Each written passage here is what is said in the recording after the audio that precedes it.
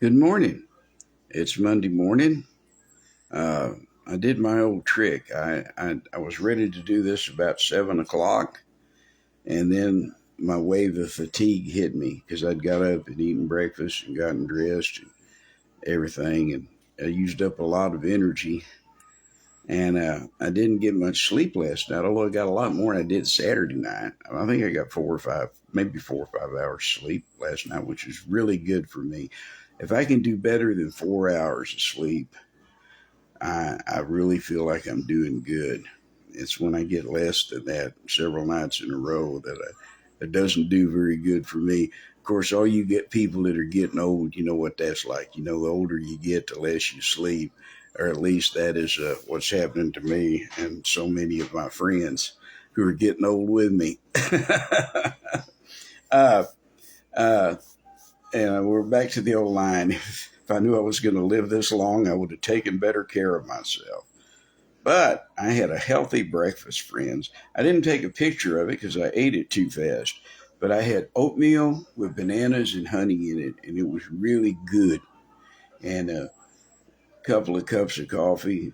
I felt like charging hell with a squirt gun. I got my stuff all laid out here. My Bible's still open where I left it. I got hit with a wave of drowsiness. I said, well, I can wait a couple of minutes. That was 2 hours ago. So here I am. Enough small talk. We're in the book of the prophet Jeremiah, and we had yesterday, of course, there was no program because it's Sunday, but if you look on my Facebook page and on YouTube, there is a live streaming of the panel discussion that I did with Brother James Akins at the Full Gospel Church last night.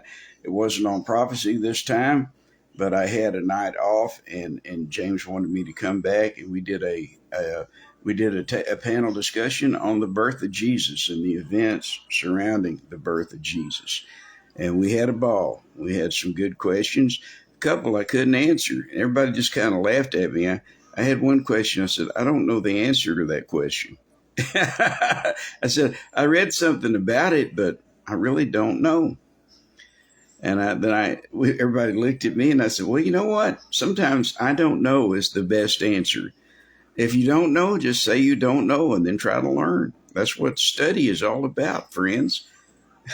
I mean, if we already knew everything, we wouldn't have to work. We wouldn't have to study.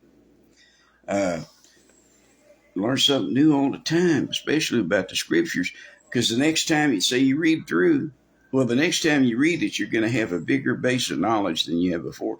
So your questions are going to be different. The things you say to God are going to be different. The things God says to you will be different.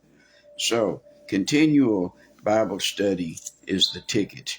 Now, Saturday when we were together, we were at the tricky point where God tells Jeremiah not to pray for the people anymore. And the context is the people of Israel, of Judah, the nation of Judah, the country, the kingdom of Judah, who had a king, their last king.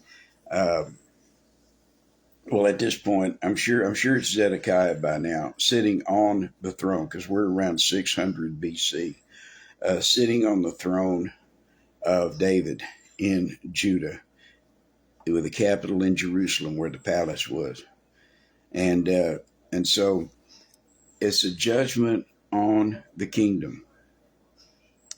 And so, what you would like to see here is God saying, "Tell them everything will be all right, and I'll forgive them." Well, He's not telling them that. The caveat is for the last 13 chapters before this one, God has been extending His hand in deliverance to any individual who will come to Him. He's promised them that He will protect them in various ways, in a varied number of ways, that He could preserve their life wherever they went. He also talked of letting them stay in the land and not be taken into captivity. He also drafted a scenario that Jeremiah presented to the people. Said, if you return to God, anybody who returns to God at this point, that he would let you stay home on your own land, and your land wouldn't be confiscated, even though Babylon would put their own governor over the country and you'd be an occupied country. These are great and huge promises of God to individual people who would turn to him and turn from the gods that they were worshiping. But for the nation, he was not going to reprieve them. He was not going to forgive them as a country. He was going to remove them from the land for 70 years. It's been mentioned before, but when we get to chapter 31, when we get on, excuse me, when we get in about 30 more chapters, it'll be explained in the book of Jeremiah, because God will explain to Jeremiah why the removal has to take place. Up till now, it's just because of their sin and because they broke the land covenant, what's commonly referred to as the Palestinian covenant by old Bible scholars. Of course, they named it that before Israel was regathered. They did not have that in their headlights. They didn't see that coming. Now,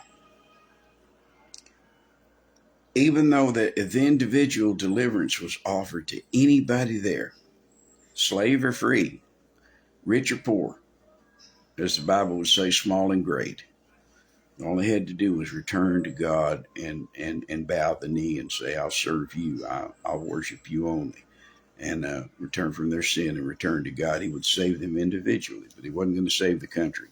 Let's back up to where we were on Saturday, beginning in verse 7 of chapter 14 of the book of the prophet Jeremiah. O Lord, though our iniquities testify against us, do thou it for thy name's sake, for our backslidings are many. We have sinned against thee. This is Jeremiah pleading with God. Said, look, we deserve what we're getting. You need to go ahead and judge us because you're a God of justice. It'll ruin your name. Your name will look bad if you don't destroy us. That's what will happen here. Remember, Ruth Bell Graham, Billy Graham's wife, said way back in the 80s that if God didn't judge the United States, he'd have to apologize to Sodom.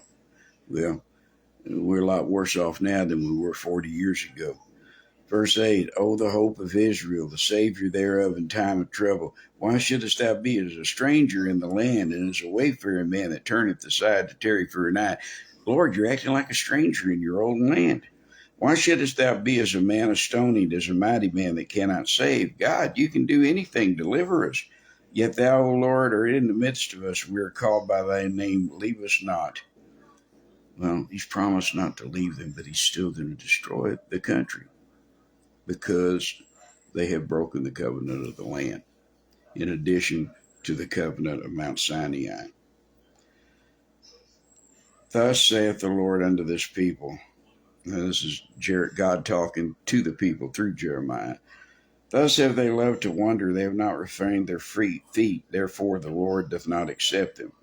He will now remember their iniquity and visit their sins. The sins of the people, the sins of the country. Good morning, Steve. God bless you. And remember, this is national judgment.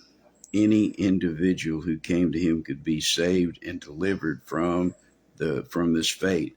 They would be under a Babylonian king. They would be under occupation. But God said, if you just come to me, I'll let you stay on your own land. I'll let you eat from your own field. I'll let you drink from your own cistern. I'll let you gather grapes from your own vineyard. You can stay here and you can be safe, even under occupation. I won't take you into captivity if you'll just return to me. Then the Lord said unto me, Jeremiah, verse 11, pray not for this people for their good. Quit praying for them. I'm not going to hear you, and I'm not going to change my mind. And he's talking about the nation of Judah, whose capital was Jerusalem. He's not talking about individual people who were there. He's already offered them deliverance. Over 13 chapters he's done that in, like I say, 3 different ways, 3 different outcomes. I'm never clear whether they could choose those outcomes or whether God chose the outcomes for them, but he promised them their life for a prey. He promised to preserve their lives and their well-being if they would return to him. Verse 12, when they fast, I will not hear their cry. God says it doesn't matter what they do in worship, I'm not going to listen. I've already made up my mind. Don't waste my time.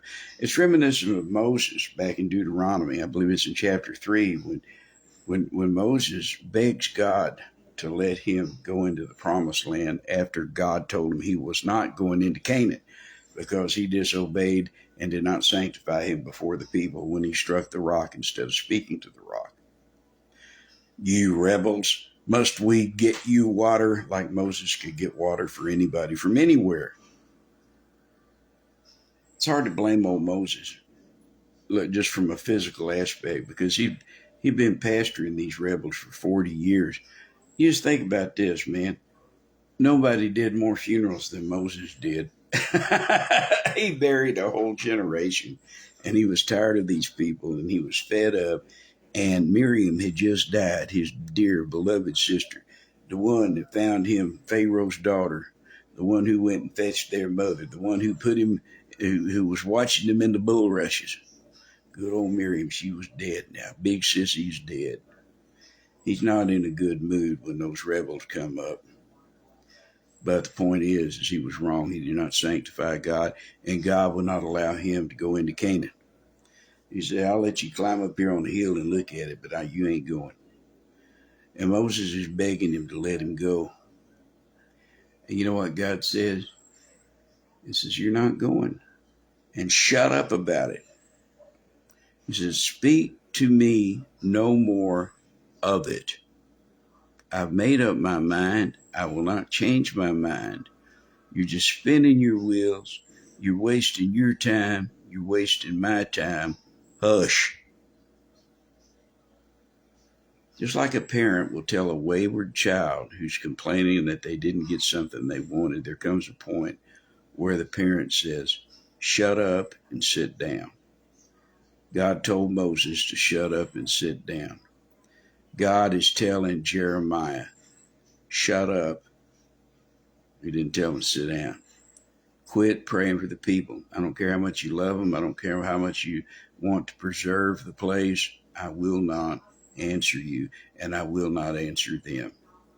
We are there now, by the way. See, God destroyed Judah for the same reason he's destroying us right now. There were 3 reasons. The same 3 reasons exist today, precisely. The first reason he destroyed Judah was because they went a-whoring after other gods, spiritual adultery, idolatry. The second reason was because they sacrificed their children. And I've spent many days explaining to you that there are more ways than one to sacrifice your children. The abortuary is not the only way. The other thing that he judged them for was for believing lies. The first lie that they believed during the last days of good King Josiah, the last good king of Judah, was that God would not destroy Jerusalem because the temple was there. And God says, I don't care about that temple. I never asked you to build it. That's something you did. It's interesting that the only time God told man to build anything, it was a tent. He said, pitch me a tent, and that's when Moses built the tabernacle. Everything else was the idea of man. Sometimes he sanctified those ideas, and he blessed those ideas, but it was never God's purpose to have a house. He goes, what kind of house can you build me? But he allowed his glory to dwell between the wings of the cherubim above the mercy seat, which represented the throne of God, the Ark of the Covenant in the Holy of Holies. He allowed it to be there. So his glory filled the place. You see, they said that God wouldn't destroy the temple because he's in the temple. And he says, no, I'll destroy it. Isaiah promised over 100 years before that God told us through Isaiah that he would wipe the place clean like a man wipeth the plate. Going to wipe it clean. There was no going back. They had done ripped their britches nationally, but not individually. God explains this further in verse 12. He says, when they fast, I will not hear their cry. Anything they do to worship me, I will discount. Now, if they want to come to me individually, I'll accept them. They go to the temple and try to take up their religion again while they're sacrificing to false gods and weeping for Tammuz and baking cakes for the Queen of Heaven. While they're doing all those things, don't come a knocking on my door. I will not answer. When they fast, I will not hear their cry. When they offer a burnt offering and an oblation, I will not accept them. Not I may not accept them, or I might not accept them. I will not accept them. Period. End of paragraph. Hit the space, hit the return. I don't know what could be clearer than this, but I will consume them by the sword and by the famine and by the pestilence, what he's already told them they're going to do. He will consume this country that we live in now by the sword and by the famine and by the pestilence. We have done ripped our britches. It's over. The remedial judgments began on November 22nd, 1963. Those were to get us to turn to him. We would not turn to him. The punitive judgments began on September 1st, 2001. And they continue to this day, and they will not stop until we're removed out of his sight. But you can be saved. You can be protected. You can be redeemed, not just for eternity, but you can have safety here and now by returning to God and trusting in him and putting your life in his hands. Because when you have a master, he is responsible for the servant, and you're a servant. So, verse 13, where we left off, and I said, "Ah, God, behold, the prophets say unto them, ye shall not see the sword, neither shall ye have famine, but I will give you assured peace in this place." See, the prophets are already telling, they've been telling the second lie for 7 years or so now. You know, the first lie was about the temple. The second lie that the people were believing, that the prophets were saying, is that there's going to be peace. We don't need to worry about anything. There's going to be peace. Yeah, there was no peace. The king of Babylon was coming to destroy Egypt, his last enemy that was opposing him on earth. Babylon had landed barges at Dan, which is just between Jerusalem and the coast of the Mediterranean Sea, not very many miles. They have a couple of fenced cities out that way to protect from a sea invasion. But Nebuchadnezzar has landed his army in the west on the beaches. Good morning, Galen. God bless you. We had fun last night, didn't we? At the Full Gospel Church. Then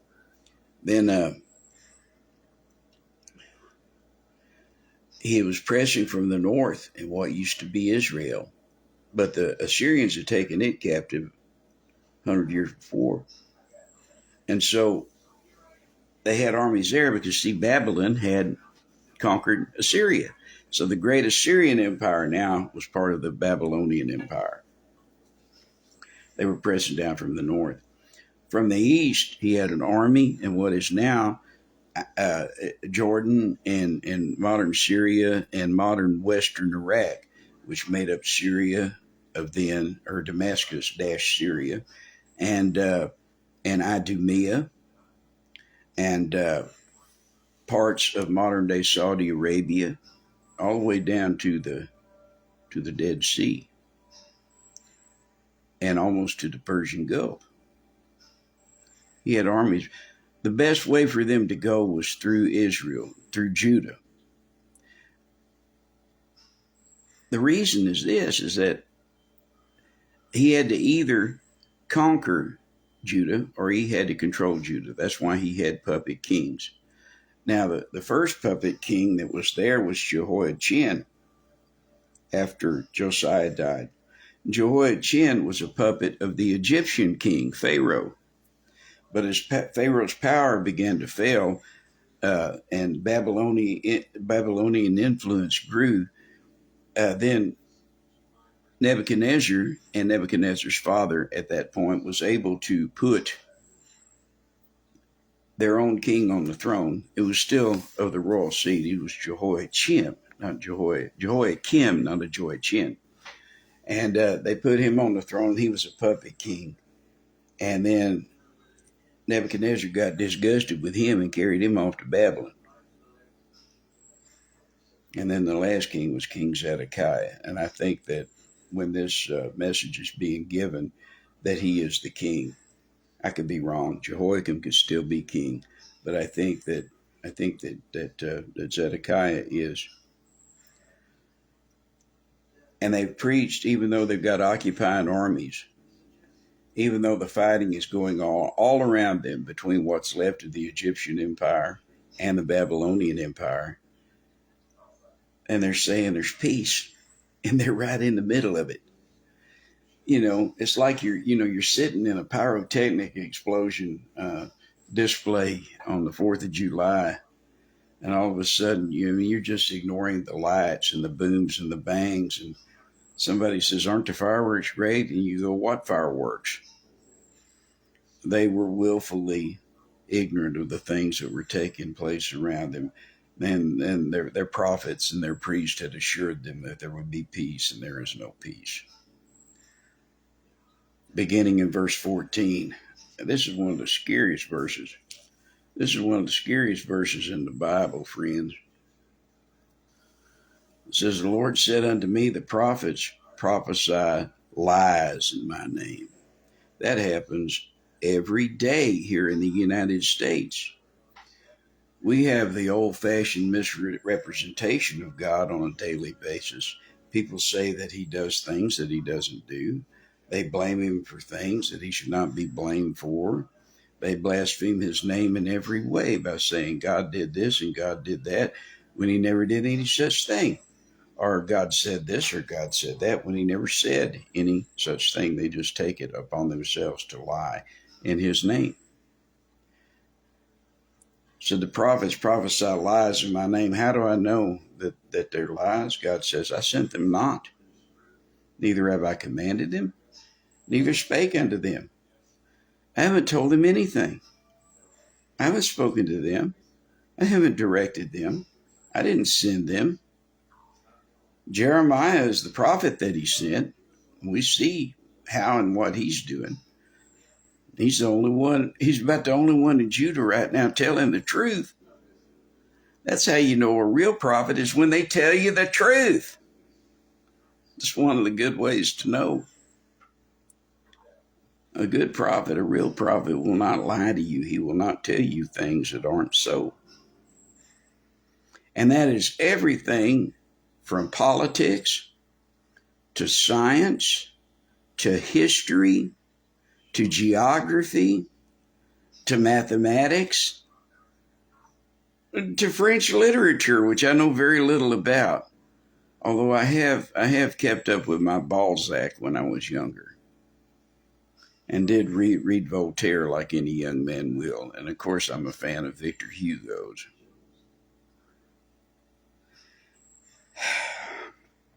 Dun dun dun dun dun dun dun dun dun dun dun dun dun. Play la Marseillaise. Vive la France. Yeah, I'm glad that. Good morning, Bill. I'm glad that I can't speak French because it would sound like I sound in English, and it would be really weird. Like, parlez-vous, mademoiselle? Comment allez-vous?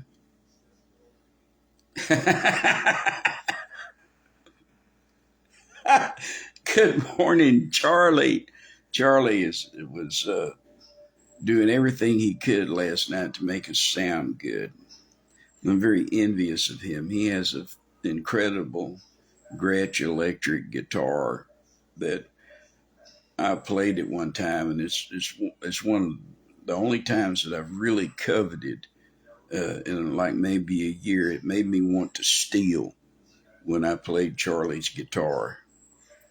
As a fine instrument, a very fine instrument.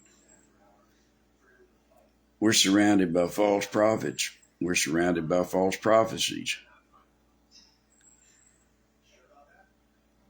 Most of these people then They were just saying what they thought the king wanted to hear.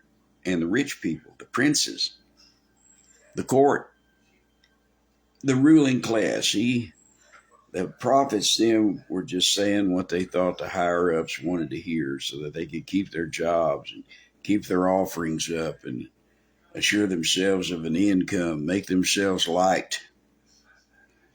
I got to tell you that people like me run from pillar to post, and good men will have us in their churches, and good women will have us in their churches, and families will feed us on our ways and take care of us because that's the way God does to his people. When you're a servant of the God, sometimes you get paid in chickens or eggs or a tank of gas. See, it's all good. Sometimes you get money, and then a lot of times you're in this world of the barter economy, where you've come and you've worked in a church, and they don't have anything to give, but they feed you good and they put you up someplace. You're able to carry on the work of the Lord. You're no worse off than you were when you started. You're actually better off because you got to eat somewhere. You got to sleep somewhere. Humility goes a long way in the work of the Lord. I have a friend, I call him Dr. Barley the plumber because he has 2 master's degrees and an earned PhD. So he really is Dr. Barley. But he's Dr. Barley the plumber because he decided that the pastorate was not for him, and he could not find a full-time teaching job in a seminary, so he taught in a seminary part-time and worked as a plumber and eventually started his own plumbing business, which I understand. He's my age. I don't think he's completely retired, but I don't know if the business is what it used to be, but I'm sure that he still does some work. But his idea was this, and he's a Methodist, and he means it,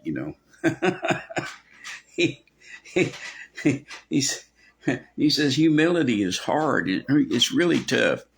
It's a hard subject because if you think you're humble, you probably ain't. It's like you're breaking your arm trying to pat yourself on the back because you're so humble. A lot of church people have that problem. Now, see, humbling yourselves is hard. Most of us has to have God humble us. An experience or an event will bring us to our knees until we realize that we're not all that in a bag of fries, or a bag of chips. And we come to the end of ourselves. And when you come to the end of yourselves, that's when you come to the beginning of Christ. You can't know him until you realize how rotten you are and how wonderful he is. Then you can start to understand the love of Jesus. Good morning, Kevin.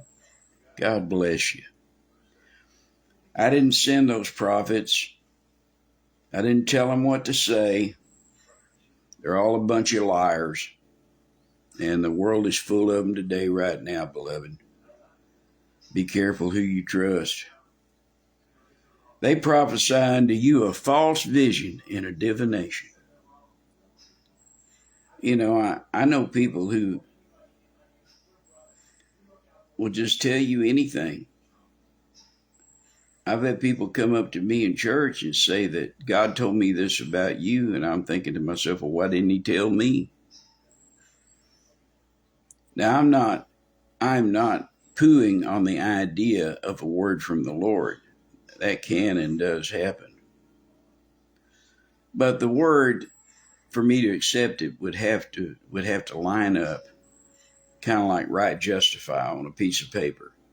It would have to line up with everything I already know about the Lord and everything he's already done with me and through me and to me. And then I would consider it. Then I would pray about it. Because sometimes God uses other godly people to tell you what he wants you to do. Why would he do that? Because you're so hard-headed that he can't get through to you. So you have to weigh these things. You have to think about these things. You have to think about what people say. You have to think about what they say, especially in regard to the Lord, and most especially with what they reward with what God would do concerning you. It's an intensely private thing, but it's a very important thing. Very important thing. Seek the Lord with all your heart and you'll find him. Seek him while he may be found. Come, all ye ends of the earth, and be saved. It's not a narrow society, it's a big society. God wants you to know his word. You've got to be careful. You have to be careful because there are lies everywhere, and the people who tell lies are everywhere. They prophesy unto you a false vision and a divination. That means there are some people who think that they're working for the Lord that are actually using witchcraft to achieve these things. And I see it. I've seen a lot of real miracles, and I've seen a lot of phony miracles too, because people just try to conjure them up like they're a witch. Bubble, bubble, toil and trouble, like in Macbeth. Well, you know how Macbeth turned on. Lay hold, Macduff, and damned be he who first cries, hold enough. It ends with poor old Macbeth on the end of a sword. It doesn't bode well. The New Age and New Age practices, Hinduism, Buddhism, all these mystery religions from the East, is all lumped into this New Age of Aquarius thing. All it is the same old devil worship. There ain't no such thing as a Christ consciousness. There's only Jesus. There's no such thing as a Christ conscience. There's only Jesus. The Holy Ghost living inside you will make you more like Jesus, but you will never in your flesh think like Jesus. You will never be like Jesus. No, not until we see him. John says that when we see him, we'll be like him. And that's going to happen in that day. What day? Like Paul said, there's only 2 days. For the Apostle Paul, there's only 2 days. There's today and there's that day. What is that day? And it says, there is laid up for me a crown of righteousness, which the Lord will give me in that day. And not to me only, but to all those who love his appearing in that day. In that day, when we know him, when we see him. And that day is the day of the rapture. That's when he returns. That's the only time that you're going to be like Jesus. You'll never be Jesus. But it's the Holy Ghost's job until either the rapture or till our death. It's his job to make us as much like Jesus as he can before we die. But on that day, so we shall not be ashamed of him when he comes. We need to live in a way that we won't be ashamed of him when he comes. We're going to stand before him. And John says brothers, says it does not yet appear what we shall be, but we know this. We shall be like him. And I take that to believe that we're going to have his mind. Let this mind be in you, the mind of Christ. Let this mind also be in you. We'll achieve flight velocity. We'll have it in our soul. We will have the mind of Christ. We will agree with him completely. We will want everything he wants, and everything he does will be just beautiful and wonderful. We'll be in heaven. Every time he walks across the room, no matter what he's doing, we're going to say, righteous and true are thy judgments, O Lord.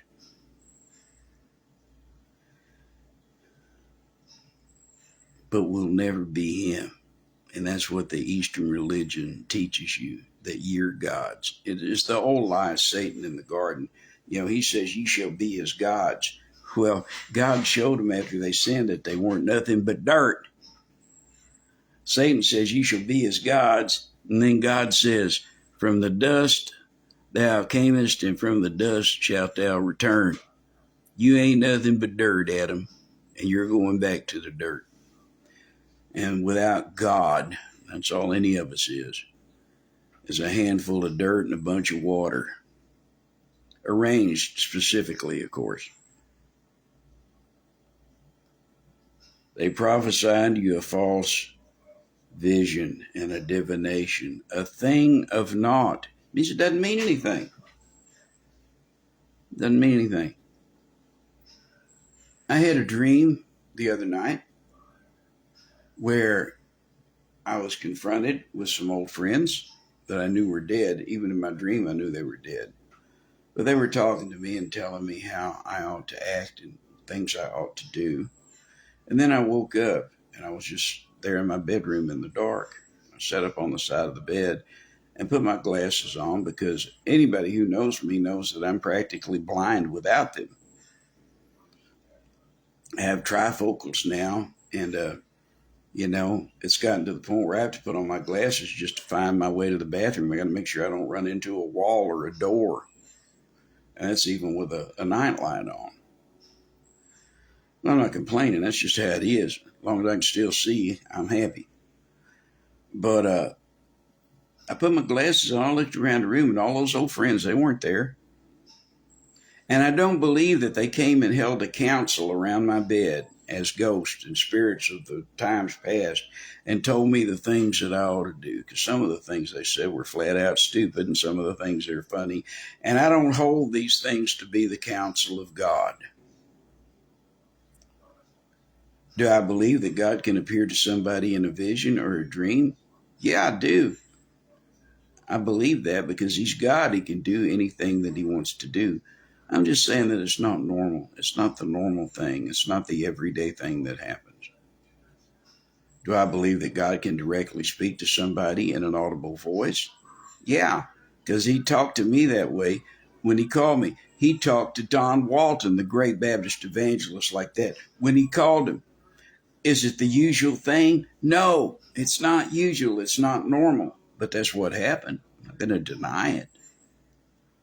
See, God is powerful. And when he wants you to know something, he'll get through to you any way he has to make sure you understand the score. He talked to Balaam from the mouth of an ass. He has to get on a level that you can understand, and he has to get through all of your sin. He has to cut through all the BS and get to your brain and tell you what's going on. Sometimes he's had to do that by speaking out loud. I think if there had been any other way to get to me, he wouldn't have said nothing, because that's what he usually does, is say nothing. His words already said everything he's got to say. And I promise you, he didn't tell me anything new.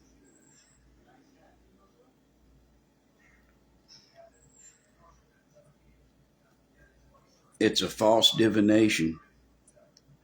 It's a false vision. And it's divination because it's just like witchcraft. And a thing of naught. That means it doesn't mean anything. It's like my dream with all the people the other night. All my counselors around me. And they said, it didn't mean anything. I woke up, went to the bathroom, got a drink of water, went back to bed, and went to sleep. They weren't in the bed with me, and they didn't show up again. Besides that, they didn't tell me anything that was from God. They didn't even tell me anything I could use for my present situation. All it did was make me feel bad, and I missed some of those people. Woke up thinking about how much I missed some of those people. It's a thing of naught. It's a false vision. It's divination. That's witchcraft. Witchcraft is a sin. It gives God a bad name. It's blaspheming the name of God. If you say God spoke to you and he didn't, you make sure he talked to you if you say that he talked to you. It's a thing of naught and the deceit of their heart. See, their heart has deceived them into believing that it's true. It's not that they're necessarily crazy. They just believe that their vision is true. Whether it is or not, it's not. Then they use the same deceit that deceived them to just try to deceive you into believing their vision. Now, who is the deceiver in this world? It's that old dragon, Satan the devil. You got to be careful, guys.